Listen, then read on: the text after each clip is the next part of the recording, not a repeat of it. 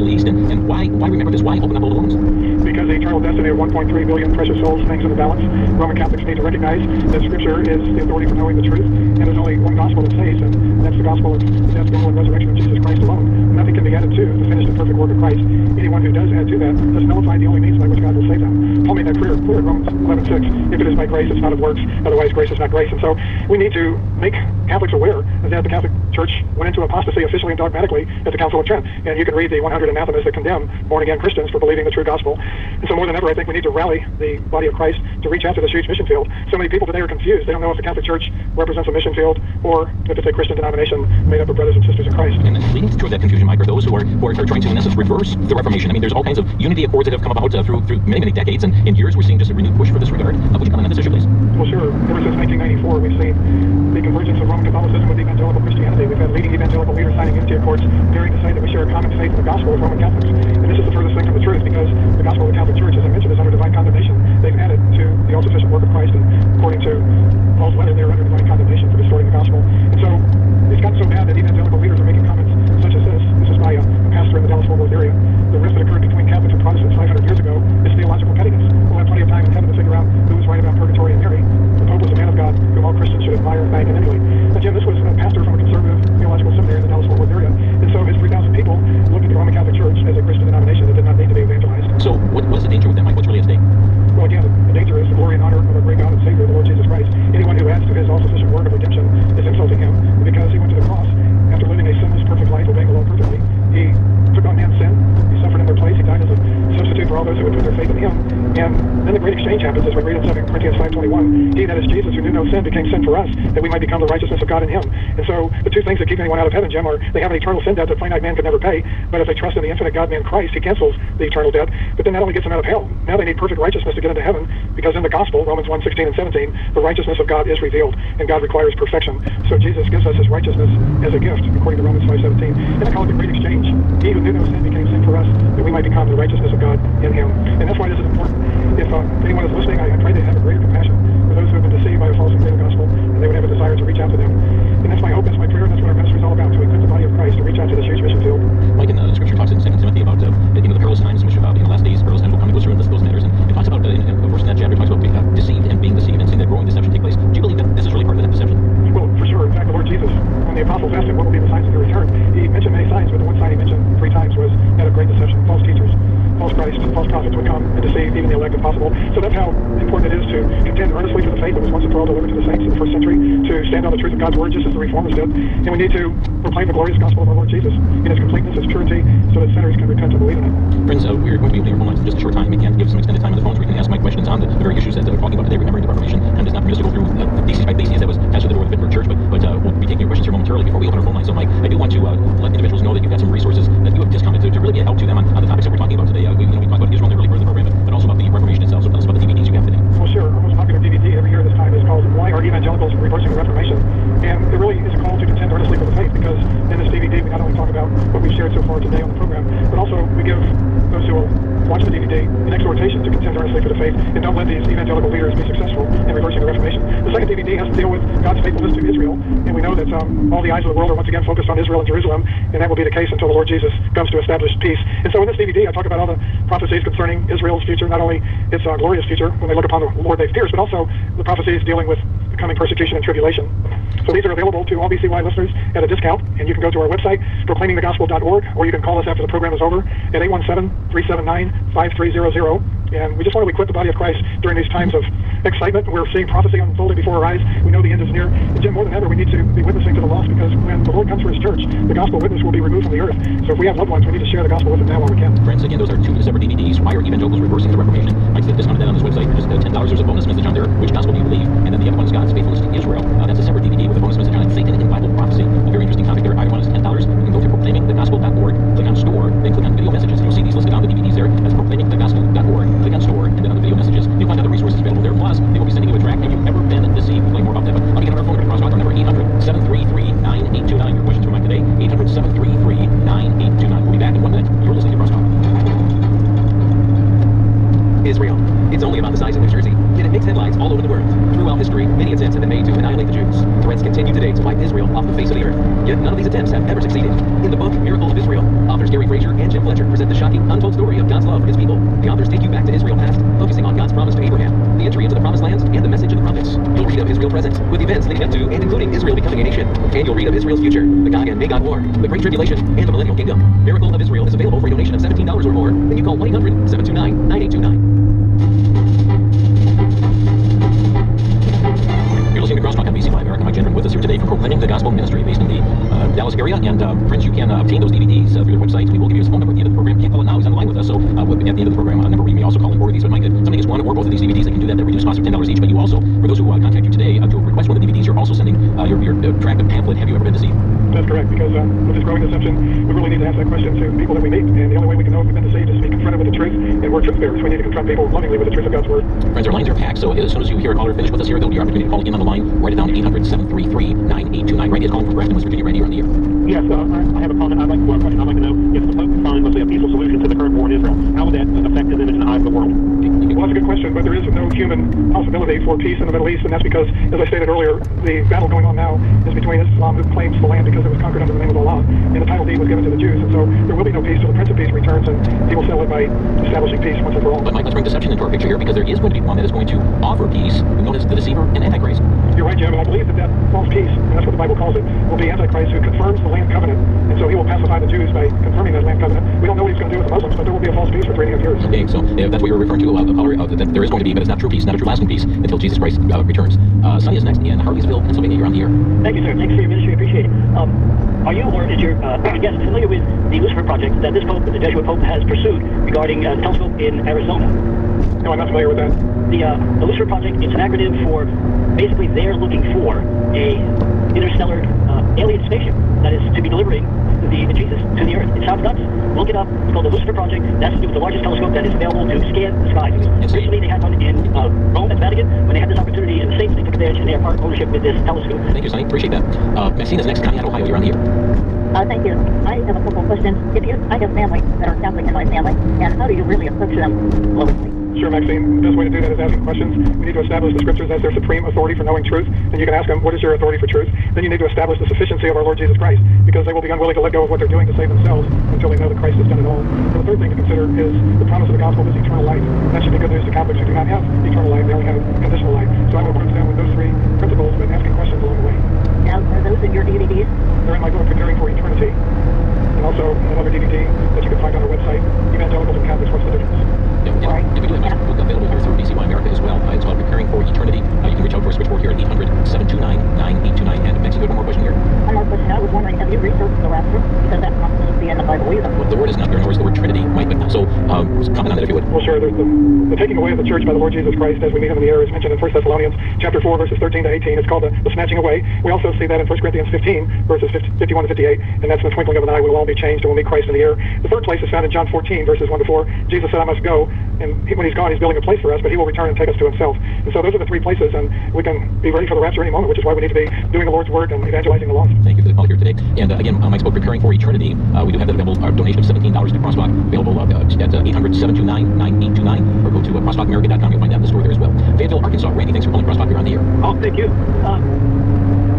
Randy, go ahead, please. I haven't heard it so much recently. It seemed like there was a trend of politicians, celebrities, or Protestants becoming Catholics. The mainstream Protestant religion all of a sudden turning to Catholicism. Yeah, and I'm glad you mentioned that, Randy, because the three reasons why Protestants are moving into apostasy and joining the Catholic Church. Number one is the Eucharist. They believe that the Eucharist is the physical presence of Christ on the earth. They also believe that the Catholic Church is propaganda, that they're the one true church founded by Christ. They don't recognize that the church went into apostasy. And the third is they point to the early church fathers as the source for proving the 3rd century church was Roman Catholic. Not one Protestant has ever left to join the Catholic Church because of Scripture. It's all because of these other issues that you will not find in the Bible. Jesus established one church and will last forever. The gates of hell shall not prevail against it. But the Catholic Church officially and dogmatically went into apostasy in the 16th century. Appreciate the call here, Randy. And Mike, something too that we've seen is the real proliferation of Catholic radio stations across the country. Yeah, more and more Roman Catholics are being very aggressive toward recruiting Protestants, and they've got a coming home network now, and Catholics are constantly asking me if I will debate them, and I say I will under three conditions. Number one, we do it in a Catholic venue. Number two, that we stick to Scripture alone. And number three, that we talk about salvation. And so far, no one has accepted my offer to debate them. Very interesting. Let's go to Mary in Milwaukee. Mary, you're on the air. Yes.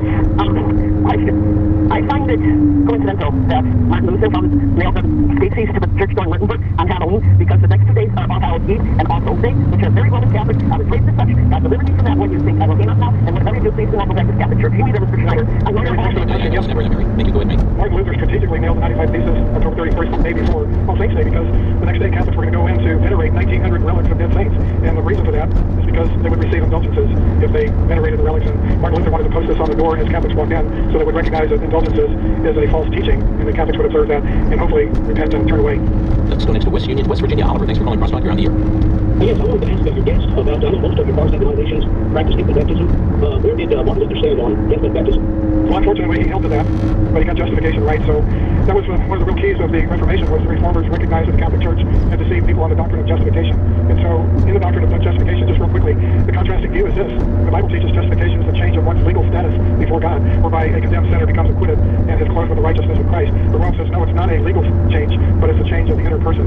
We know that justification is instantaneous, but the Roman Catholic Church says, no, it's progressive. You have to continually become right before God until final justification. So we praise God for the Reformers getting justification right, because, as I said, it's the very hinge on which the gates of heaven open and close. So did Luther believe that justification could be gained through infant baptism? No, that's what the Catholic Church teaches today, but Martin Luther believed that infant baptism was necessary. Thank you, Oliver. We got Kaya in Gaston, South Carolina. You're on the air.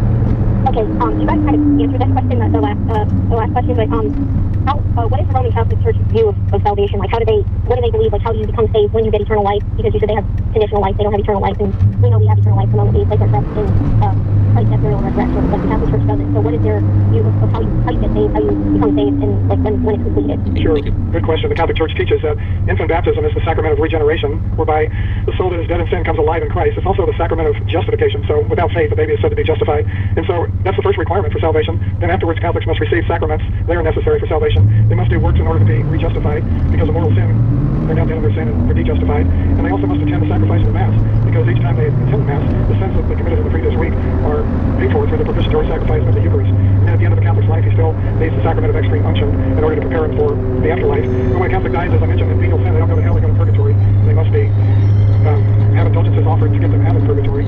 So it's just a very convoluted message of salvation. You contrast that with the simple gospel of the Lord Jesus Christ. Tell you what, we have a break right here. Mike Chandler with us. We'll be back in 1 minute. This is Crosstalk.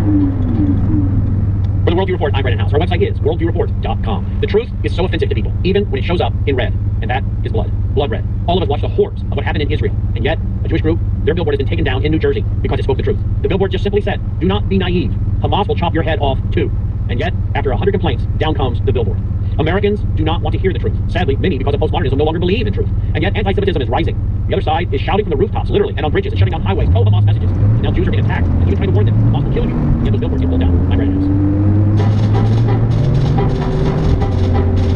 If you just joined us here today, we gave a brief Israel update at the beginning of the program, and now on Remembering the Reformation. Mike Chandler with us today, founder and director of Proclaiming the Gospel Ministry. If you missed his contact information website and special offer today, we'll be repeating that before the segment completes, so be sure you stay tuned here with us. We'll give out that contact information. Let's continue on with the calls. In Loveland, Wisconsin, we have Seth calling in. Hi, Seth, you're on the air. Oh, yes, I got 3 questions. I'll make them short. If the Messiah came in the flesh and Jesus died on Friday and rose again on Sunday, and the only sign given was the sign of Jonah of having 3 days and 3 nights in the belly of the fish, how do we fit those 3 days? Okay, we're not dealing with that issue here today. Seth, do you have a question on Catholicism, how that teaches in comparison to Christianity? Well, that question there. And then if Yeshua came in the Father's name and died on the Wednesday... Okay, tell you what, you want a different direction than our program topic today, so we'll call back. We've dealt with that issue in other programs, but want to just stay focused on our topic here today. Mary is calling next in Lexington, Kentucky. You're on the air. Yes, what I'm going to say is I've spent probably the first 50 years of my life in Catholicism. 10 years when I was 40, I met a man. And I don't think anything happens in the life of the child of God. I think it happens. We got married, and he wanted me to baptize in the Baptist church before we get married. So I realized after that I still had the same principles. I questioned everything that I did as being contradictory to God. So a particular friend of mine, that was a teacher and a minister, got me to teach you the 3-year-olds. So I learned by that, I had learned the milk Lord. And through that, I did learn the milk Lord. My mother committed suicide in 1995, and it sent me into severe depression. And it took me almost 2 years to come out of it because I blamed myself for the suicide. When I did come out of it, I was not able to sleep. I had lost 25, 30 pounds. Sure, and let me ask you, Mary, do you have a question for Mike today? Excuse me, Mary, do you have a question for Mike today? Scripture started coming into my mind, and I had a hard time remembering Scripture, but this was coming out. All of it was about salvation. Yeah. And I started crying. I had not cried since my father died in 1979. Sure. Mary, let me, and I know you've got a lengthy story, we've only got a few minutes left, but other people lined up. Do you have a question for our guest today at all? And I can pinpoint the Okay, Mary's not quite listening to us here. Let's go to Aaron in Gillette, Wisconsin. You're on the air. Hi, thanks for taking my call. First time I was ever in a Lutheran church, I was visiting the Apostles' Creed, and something really struck me. The first time I heard it, it was about accepting the fact that the Holy Roman Catholic Church, giving your allegiance to them, they gave communion at that time afterwards, and I thought, I can't do that in this church. They're swearing their allegiance still to the Catholic Church. And the other thing, I was wondering, in your book, there might address the topics of Jesus having brothers and sisters through obviously Mary. Yes, I do address that. And the Apostles' Creed doesn't mention the Roman Catholic Church, it mentions the Catholic Church, and that's small c, which simply means universal church. So there is a difference there, Aaron. Okay, all right. Well, thank you for interesting, and I appreciate that. Let's see. Robert from Atlanta, Arizona, you're on the air. Yes, my mom was a nun, and I grew up much in the Catholic Church, and so I know it inside and out. I spent much time what do you call it, the churches, and so I learned that the Roman Catholic Church is very much the whole Babylonian religion. They changed the name, the structure of it, but the same spirit. They operate the same way. Just because they changed the name Caesar to Paul, and they changed the Greek gods over to the names of the apostles, it's all the same spirit. It's just demonic. It's just like it's hand in hand. They agree in one. Well, I'm glad you brought that up because I did a message that shows the 10 common bonds between Catholicism and Islam, and that's available on our website, proclaimingthegospel.org. Thank you for that, Robert. In fact, we interviewed Michael Powering Crosstalk on that issue as well. Thank you. Brad in West Dallas, you're on the air. Well, Jim, your guest mentioned a few things about Martin Luther, and coupled with those things, coupled with what Martin Luther wrote in that book, about the Jews, the things he believed, it seems like Martin Luther never really severed himself from Catholicism and fully into salvation through faith, by grace and faith in Jesus alone. Okay, Brad, I just want to get a minute and a quarter, Mike. You're quick on it. Yeah, Martin Luther was anti-Semitic because the Catholic Church was anti-Semitic, and so he didn't address everything. He's focused on soteriology and justification. So, by the high solas, we know that Martin Luther definitely was converted to Christ. I wish we had more time. We're under a minute here. Thank you, Brad. By the way, it was a program on May 16th, 2018 that Mike did an interview with us. Is there a common bond between Islam and Catholicism? So go back and hear that interview as well. Mike Jenner with us, and Mike, you got 2 DVDs you're offering here today for a $10 gift to the ministry. Yeah, the first one's really encouraging for what's going on in the Middle East. It's God's faithfulness to Israel. A lot of people believe that God has given up on Israel, but we know that promises And then, so, I'm sorry, Mike, for the sake of time, and that is there also Why Are Evangelicals Reversing the Reformation? That's available for $10. And with that, Have You Ever Been Deceived? Is the gospel track. And Mike, if you would give us a website and phone number. The website is proclaimingthegospel.org, and our phone number is 817-379-5300. And thank you so much, Tim, for having me on. And may God use this program to not only encourage people, but also to exhort them to be faithful witnesses for our Lord Jesus Christ. Mike, thanks for being with us today. And friends, again, you can reach out proclaimingthegospel.org. Follow up there, you got an email address. Ask them your further questions here as well. Our time's gone. Thanks for listening. You've been listening to Crosstalk via satellite and the internet from BCY America. Views expressed may or may not be those of this station. For CD of today's program, send a donation of $6 or more to BCY Tip Ministry, 3434 West Gilmore Avenue, Milwaukee, Wisconsin, 53208, or download by RSS or podcast from crosstalkamerica.com. And join us again for Crosstalk.